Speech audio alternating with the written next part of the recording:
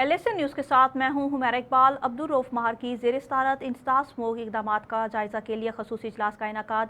इंसदाद smoke इक़दामात के तहत महकमा ट्रांसपोर्ट की जानिब से धुआं छोड़ने वाली गाड़ियों को 12,26,000 रुपये के जुर्माने आयद किए गए हैं।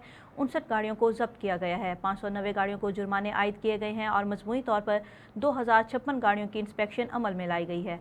महकमा माहौलियाती तहफ़्फ़ुज़ ने 438 बटा कश्त का मुआयना किया और 238 बटा कश्त को इंतहाई नोटिस जारी किए गए हैं। इंसदाद स्मोक इक़दामात के तहत 39 FIR का अंदराज अमल में लाया गया है और 5 लाख रुपए के जुर्माने आयद किए गए हैं।